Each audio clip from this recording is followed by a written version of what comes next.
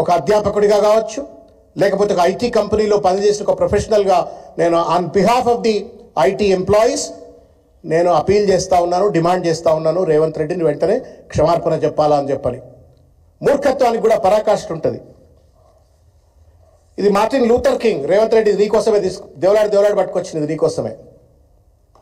Martin Luther King ఏమంటాడంటే, no work is insignificant, all labour that uplifts humanity has dignity and importance and should be undertaken with painstaking excellence అని చెప్పని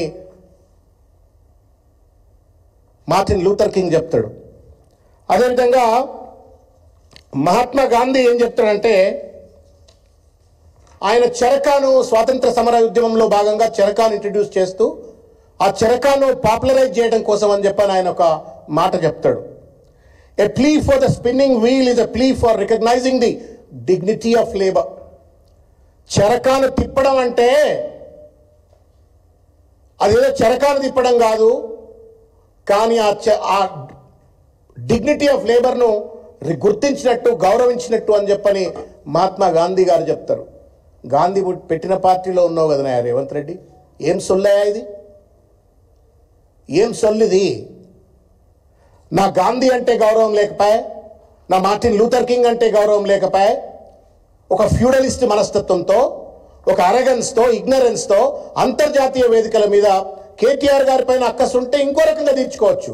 కానీ దానికోసం నువ్వు IT ఉద్యోగులను పట్టుకొని వర్కర్లు అని చెప్పని వాళ్ళను తులనాడేటువంటిది ఎంతవరకు ఔచిత్యం అవుతుంది, ఎంతవరకు విఘ్నత అవుతుందో రేవంత్ రెడ్డి ఆత్మవిమర్శ చేసుకోవాలని చెప్పి నేను కోరుతా ఉన్నాను.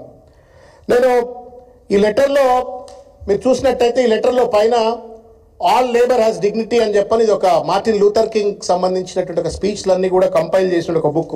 నేను రేవంత్ రెడ్డి గారికి అపీల్ చేస్తున్నా, నువ్వు కొనుక్కోకపోతే నేనైనా కొని పంపిస్తాయి. నీకు 1700 రూపాయలు ఏమో అవుతుంది, పేపర్ కవర్ అయితే 5-6 వేలు ఏమో హార్డ్ బౌండ్ అవుతుంది, అమెజాన్లో దొరుకుతున్నది. ఇది all labour has dignity, Martin Luther king junior. ఈ పుస్తకం చదువు ఒకసారి.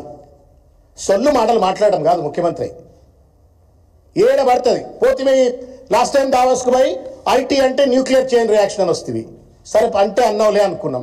ఇప్పుడు పోతుంటే ఐటీ ఉద్యోగులను పట్టుకొని వాళ్ళు వర్కర్లు, మేము లీడర్లు అని చెప్పని నువ్వు వాళ్ళను తూలనాడే ప్రయత్నం చేస్తా ఉన్నావు. ఎంతవరకు న్యాయం రేవంత్ రెడ్డిది? ఎంతవరకు న్యాయం ఇది? శ్రమ తెలియదు నీకు, ఎందుకంటే మంది శ్రమ మీద నీ కోటగోడల నీ రాజకీయ సౌదాలను నిర్మించుకున్నావు కాబట్టి నీకు శ్రమ తెలియదు. మాలాంటి వాళ్ళ కష్టం మీద ముఖ్యమంత్రి అయినావు రేవంత్ రెడ్డి. నువ్వు ఎలా అనేక మంది, నాకు బాగా గుర్తు, ఎంత దుర్మార్గమైన ఒక ఫ్యూడలిస్ట్ మనస్తత్వంతో రేవంత్ రెడ్డి గతంలో మాట్లాడినా నేను ఒకసారి గుర్తు చేస్తున్నా. ఒకటే కులపొళ్ళు అన్ని రాజకీయ పార్టీలు రాజకీయాలు చేయాలా, ఒకటే కులపొళ్ళు వాళ్ళే అధినేతలుగా ఉండాలా, ఇంకో ఏ కులపోరు కూడా రాజకీయం చేయొద్దు, వాళ్ళేమో పెట్టి పుట్టినట్టుగా ఆ ఫ్యూడలిస్ట్ మనస్తత్వంతో ఆయా పార్టీల్లో ఉన్నటువంటి అణగదొక్కబడ్డ వర్గాల వాళ్ళను ఎట్లయితే అవమానించిండో, ఇవాళ వాళ్ళు రాత్రనక పగలనక అనారోగ్యానికి గురైనప్పటికీ కూడా అనేక కష్టాలు నష్టాలు భరించి వాళ్ళ పనిచేస్తూ ఐటీ ఉద్యోగులు అంటే ఇన్నోవేషన్, టెక్నాలజికల్ ట్రాన్స్ఫర్మేషన్.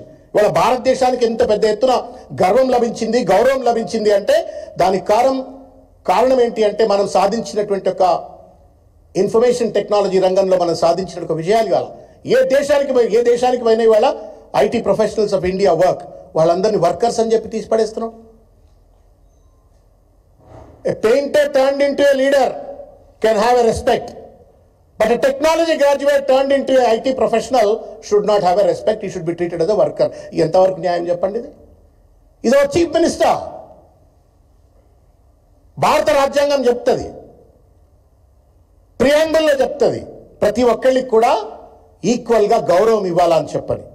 నీకు ప్రియాంబుల్ మీద గౌరవం లేకపోయే, రాజ్యాంగం మీద గౌరవం లేకపోయే, మహాత్మా గాంధీ మాటల మీద గౌరవం లేకపోయే, మార్టిన్ లూథర్ కింగ్ ఏం చెప్పిండో అర్థం చేసుకోకపోతే ఒక మూర్ఖత్వంతో, ఒక ఫ్యూడలిస్ట్ మనస్తత్వంతో వాళ్ళ ఎవరిని పడితే వాళ్ళను అవమానించడం న్యాయం కాదు అని చెప్పని ఈ సందర్భంగా నేను తెలియజేస్తూ రేవంత్ రెడ్డి గారికి నేను మరొకసారి ఈ లేఖ ద్వారా నేను విజ్ఞప్తి చేస్తా ఉన్నాను. ఎట్టి పరిస్థితిలో ఇంకొక విషయం, సమయం సందర్భం అని ఒక మాట అంటాం మనం.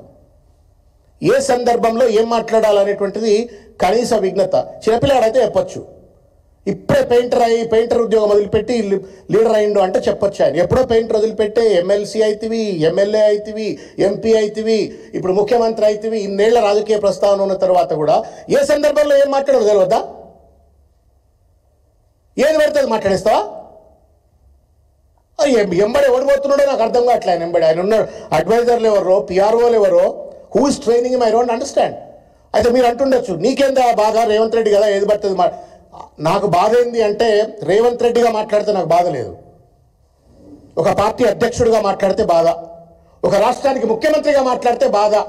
ఎందుకంటే పెద్ద వాళ్ళ మాటలు ప్రామాణికమవుతాయి.